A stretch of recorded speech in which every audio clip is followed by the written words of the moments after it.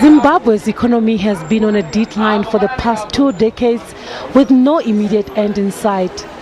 Runaway inflation reached 175% in June 2019 and is currently projected above 300% according to the International Monetary Fund's August 2019 figures.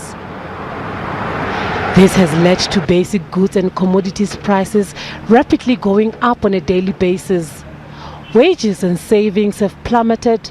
Civil servants and labor unions are threatening nationwide protests. I'm aware of the pain being experienced by the poor and the marginalized. Fellow compatriots, getting the economy working again from being dead will require time, patience, unity of purpose, and perseverance. And thank you.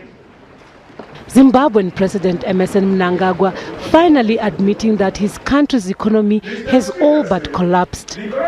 In recent months, the country has experienced massive shortages of cash, foreign currency, electricity, fuel, water and basic food. There are also mass drug shortages in public health institutions. The country's doctors have been embarking on an industrial action since the beginning of September. They vowed not to return to work until government addressed the living and working conditions. Doctors even defied a government ultimatum to return back to work on Monday. Zimbabwe is going through a very hard patch in terms of the economy. It's a case of kicking the can down the road, whilst at the same time the end in terms of the problems is not yet clear when we are going to escape the challenges. But if one is to ask what is driving possibly the economic challenges we have right now, it could be more to do with the after effects of a hastily introduced local currency. The lack of confidence in that currency is what is somehow spiraling into runaway inflation, where you see most of the commodities are beyond reach of an ordinary citizen in Zimbabwe. Religious groups believe the country needs to heal from its troubled and violent past, and that politicians are at the forefront of its challenges. They are proposing a radical shift. That in light of the current political paralysis, deepening mistrust and dehumanizing economic decline, the nation will need to take a bold decision to address the root causes of our national challenges that have a very long history and will not be fully resolved by one entity.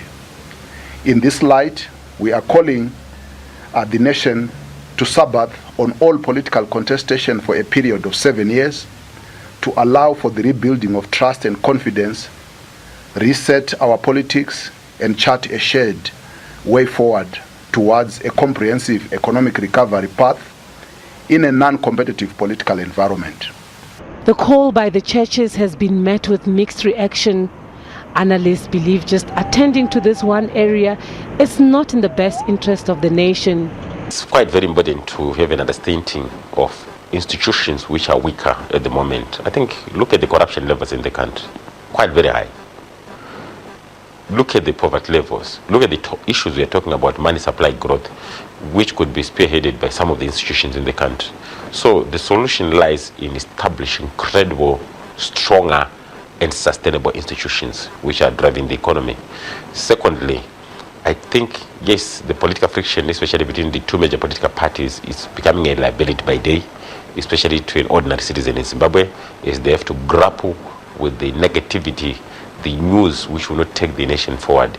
But we don't think the solution lies in extending an election period. There's a constitution in the country, and I think for any democracy to survive, there's need for constitutionalism, and it also embraces or involves adhering to the constitutional requirement of having an election every 5 years. So that should not be debatable under any circumstances. But also it's important to understand that Zimbabwe is not producing at the moment. If you look at the numbers, just looking at the mining sector, for example, almost 9 major commodities in terms of minerals, they are facing southwards in terms of output. You look at the foreign currency shortages, how they are hampering the mining sector growth in the country. This will leave us with even a GDP negative growth of not less than 5% for 2019. As the country eagerly awaits the next move by political leaders, Zimbabweans have to grapple with daily price increases of goods and services and the worsening economic and social environment. Ndundu Sithole, SABC News, Johannesburg.